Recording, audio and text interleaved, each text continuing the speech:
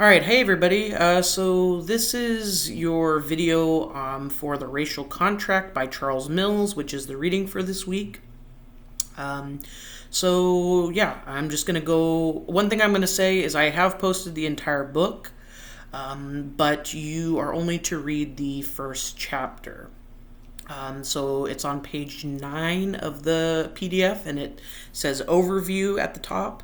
And then there's a number 1 for chapter 1. That's the chapter that you're going to read. Okay?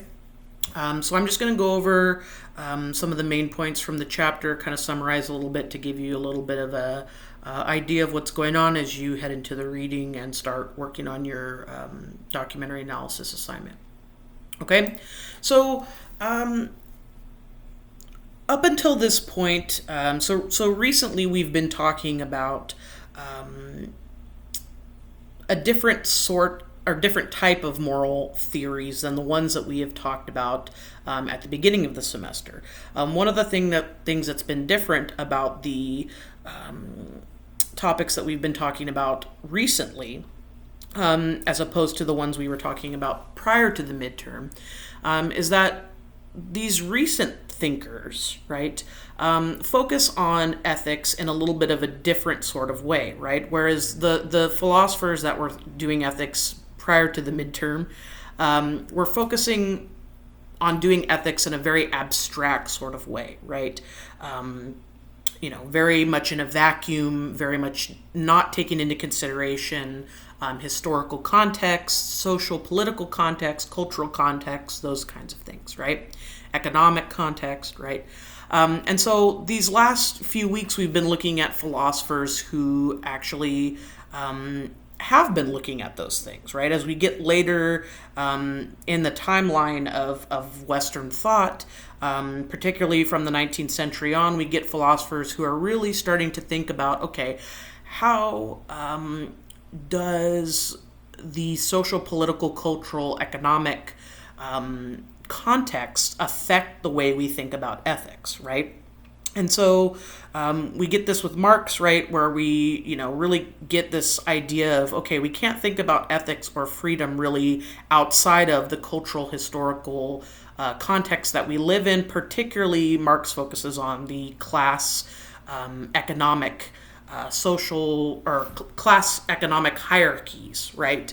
And the effect that has on freedom, the effect that has on the way we think about ethics, right? And then last week we were talking about Nietzsche, who really is also making this very similar sort of argument where he's saying, look, we have to take into consideration the way that hierarchy, that power has functioned in the way that ethics has come to develop over the course of society. This fight for power, this will to power, how this has affected what has become valued in our society, what has become considered moral in our society, right? So as we move into talking about Charles Mills, we're focusing on another particular aspect of our experiences with the social, cultural, political that directly affect how we think about ethics. And in particular, this week we're focusing on race. And this is what Charles Mills is focusing on, is race. How does race play into society, the way that society is built, the way that it's structured, the way that our system of values is constructed, right? How does race factor into this, right, is really what Charles Mills's concern is. So let me first start off by saying that Charles Mills is very much focusing on the social contract theorists in this paper, okay? So we're kind of returning back to our discussion of social contract theory in talking about Charles Mills.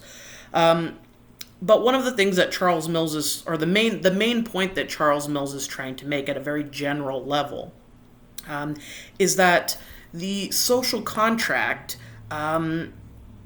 is actually made up of several different contracts.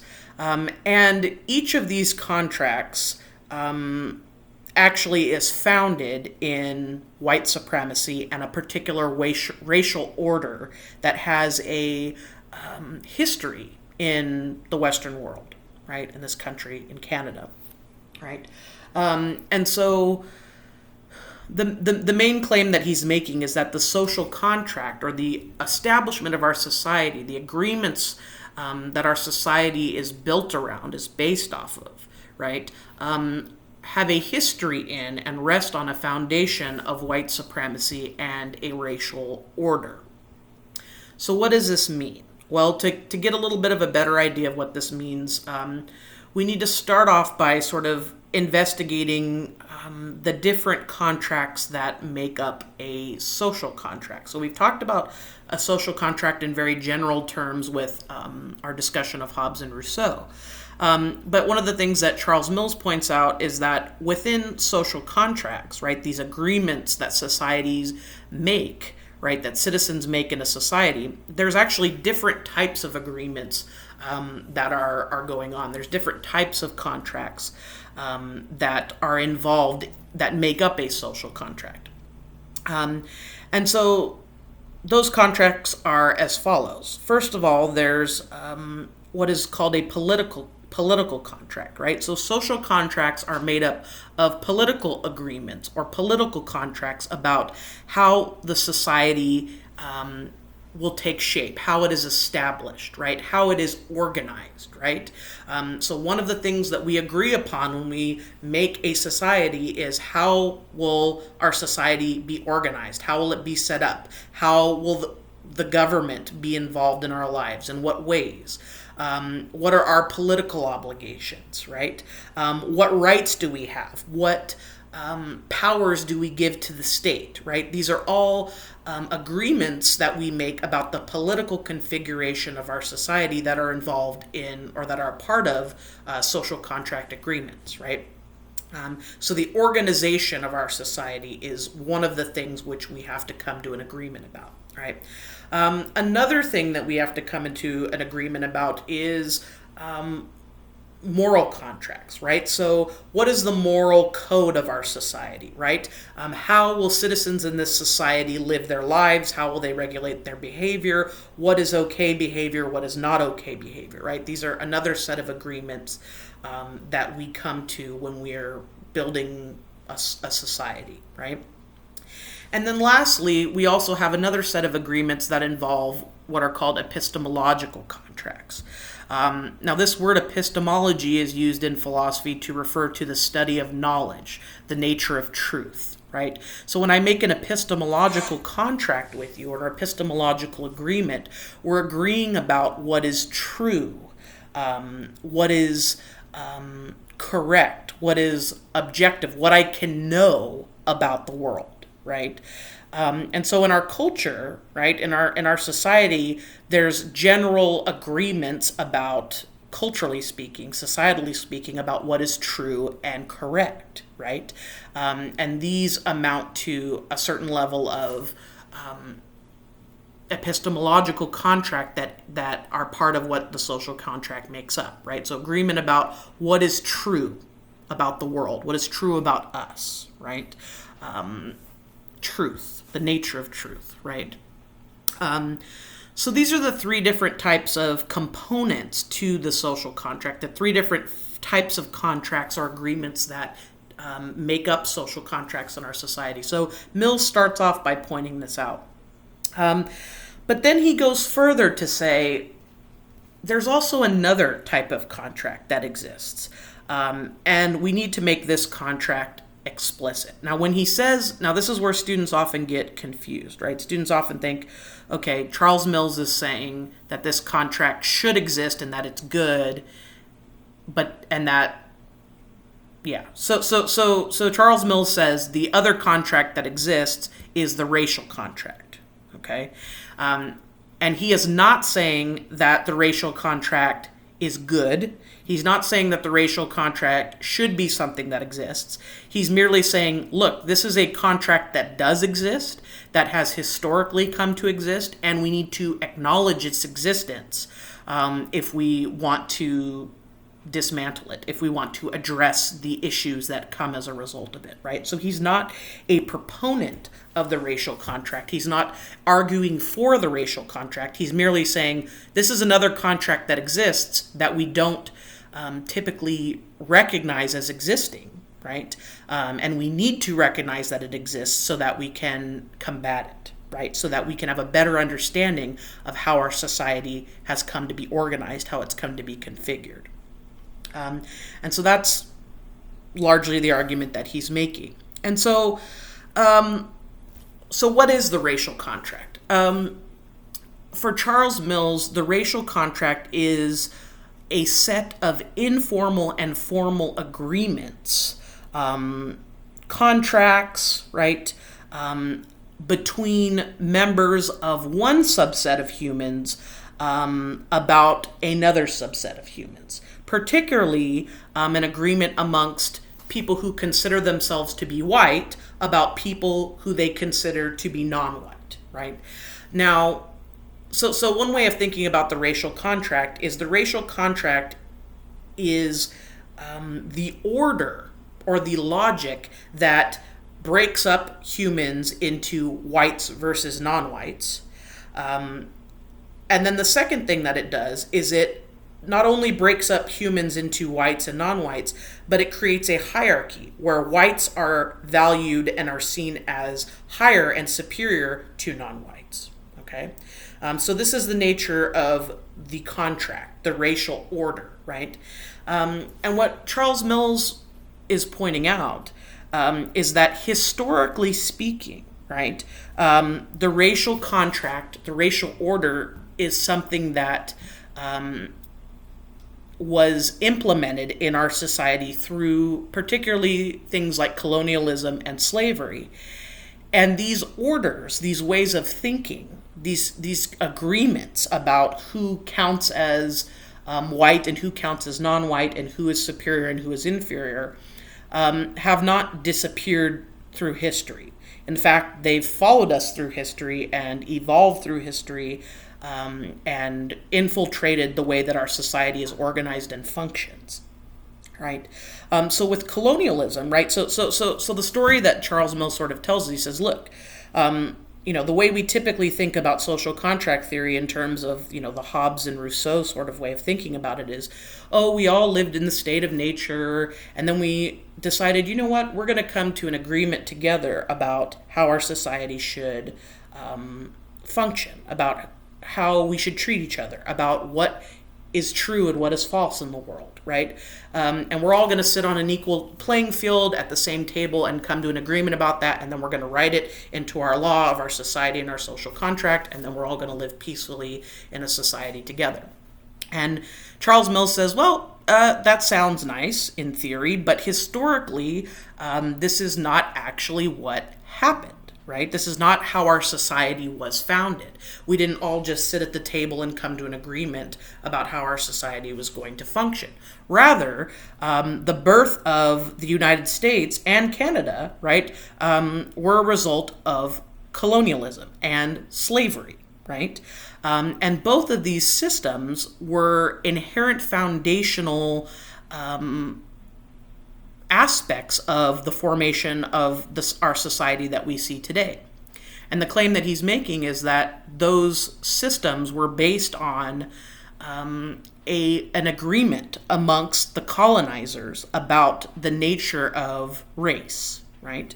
So, in other words, colonizers came to the Western world, right, and said, okay, we see the native population here. We are going to commit genocide. We're going to slaughter them. We're going to implement our own society, right? We're going to enslave them, right? And the society that they have, the communities that they have are seen as inferior, right? They had to be seen as inferior in order for colonization to be seen as justified in the colonizer's eyes, right? And then the colonizers' set of values and set of set of organizing principles, right, are implemented in the society. And so what Charles Mills is pointing out is that the very inception of our civil society was founded on this notion that the native people were inferior, right? Not only that they were inferior, but that they represented a different subset of humanity, right? So the colonizers came and they saw themselves as white, and they categorized themselves as white, and they categorized the native peoples as non-white. And in doing so, also created this racial hierarchy where they said, okay, you are less than us, therefore we can tell you what to do, we can kill your people, we can destroy your lands, we can claim your lands for our own, right? We can enslave your people, right? And so that way of thinking about that way of organizing humanity into groups, into hierarchies of this racial order, was something that existed at the beginning of our society, right? And so the claim that Charles Mills wants to make is that contract, that agreement amongst the colonizers about the non-white native inhabitants, right, is something that has infiltrated our society and continues to live on through our set of values, our culture, the way our society is structured and functions, right? So when people say things like, oh, well, slavery happened so long ago, segregation is so many years ago, we've had an African-American president, these aren't really issues anymore. Charles Mills is directly attacking this way of thinking, right? And he's saying, no. Actually, this agreement, this contract was present at the inception of this country, and it therefore is the foundation by which the rest of the values of this country were based on, right? Or one way that he puts it is that the racial contract skews all the other agreements that are made in society, right? So we have these values of equality, we have these values of freedom, we have these values of democracy, right? But before we started creating any of those values or adhering to any of those values, we first had this racial contract that said non-whites are inferior to whites. And so what that means is that these values of equality, democracy, what was the other one that I said? Freedom, right?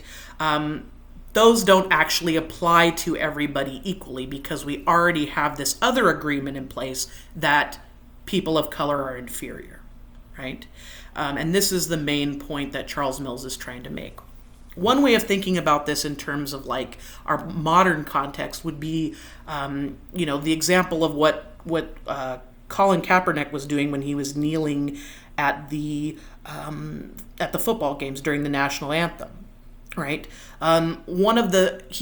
In doing that, right, he is making a similar sort of claim to what Charles Mills is making and saying, look, this flag says that it represents freedom. It says that it represents democracy. It says that it represents equality, right? But those values don't actually apply to me in this society because I am still seen as less than as a result of the racial order that exists in our society, right? And so this is why he would kneel at the flag as a way to symbolize this. Sounds great, but he's sort of calling out the way that this racial order makes it such that those values don't actually get applied to him in society, right? Or are applied to him in a disproportionate way in which they're applied to white people, right? And so this is largely the point that Charles Mills is trying to make. Now, So what does this mean for the political, moral, and epistemological contracts that make up the social contract? So what this means is that look, each of those aspects of the social contract are skewed, right, by the racial contract. So our political contracts that have to do with the way our society is organized, right? We say, oh, a political contract is about how we divide our society, right? So we've got the state and we've got the citizens, right? Well, because the racial contract is the foundation of that political contract, we not only have the partitioning of society or citizens and the state, but we have citizens of the state, and then we have people who are basically considered sub-citizens as a result of the racial contract, right? So we have this hierarchy between citizen and state, and then we have this hierarchy between citizen and sub-citizen, white and non-white, right? So that's one way in which the terms of the political configuration of society is skewed by the racial contract. Then we have the moral agreements, right? Some of the agreements about what is considered moral and immoral in our society are very much racially biased, are very much influenced by the foundation of this racial contract, right? One example that you will see explicitly in the documentary you're going to watch for this week is the way that criminality, right? This concept of criminality has been racially charged throughout the course of American history, right? Who is considered criminal and who is considered a law-abiding citizen are very much influenced by our racial prejudices, right? And this is one of the claims that Charles Mills is making about the moral contracts of our society. What we consider to be moral and immoral in our society, right? The agreements that we have about what is considered moral and immoral are very much founded and influenced by our agreements about who is considered to be inferior and superior in terms of racial terms, right? And so that's a really important point as well. So how are people of color seen as more immoral in our society, right, as a result of this history of seeing people of color as inferior, right? How are they associated with criminality? How are they associated with immorality more so than white people as a result of this racial order, this racist racial order that our country has a history in, right? And then lastly, the epistemological contract, which again is a little bit more broad, but just our claims about what is, or our agreements about what is true in our society, right? Again, these agreements oftentimes culturally are agreements about, what is considered true and false, right? And more often than not, the agreement about what is true or false in our society, again, is also drawn along racial lines, right? The voices of people of color are more often than not condemned as being false, right? Or as being misrepresentations of reality, whereas the voices of white people have much more value and power in our society and are taken as being much more truthful, right? All of these things are a result of this racial contract that has infiltrated the way that our agreements and organization of our society has come to be, according to Charles Mills, right? So one important point that I want to make, and this is something that Charles Mills says, is that, look, not all white people are signatories to this contract, right? Meaning not all white people are like, okay, yes, I agree, people of color are less than human, right? Or are inferior to white people, right? Not everybody agrees to that, right? But just because not everybody agrees to that does not mean that all white people benefit from that agreement, from that contract's place in our society, right? So even if I'm a white person who says, look, I don't think people of color are inferior, right? I think we are all equal, right? That doesn't mean that white person still doesn't benefit from the way in which the system disproportionately affects people of color, right? And the way it disproportionately privileges white people, right? So this is a point that he makes, is you don't have to be a signatory of this contract in order to benefit from it, right? And that's at the core, what this contract does is it is a differential privileging of whites as a group with respect to non-whites as a group, right? The exploitation of people of color's bodies, their land, their resources, their denial of their equal socioeconomic opportunities, right? These are all ways in which the contract functions to privilege white bodies over people of color, right, or non-whites. Okay, so this is the claim that Charles Mills is making, right? So what I want you to do is I have a set of notes that I've posted that are on this chapter that kind of break down the chapter a little bit. There's highlights, there's quotes, underlines. Take a look at those notes to kind of help you get through the chapter as you read along with it, as you read it, to kind of focus on the important points. And yeah, that is up there on Canvas, so that should be there to help you as well. And then also don't forget to watch 13th, the documentary 13th, which is the documentary that I'm having you watch in tandem with doing this reading. Okay, so if you have any questions, go ahead and send me an email. Have a good rest of the week. Bye.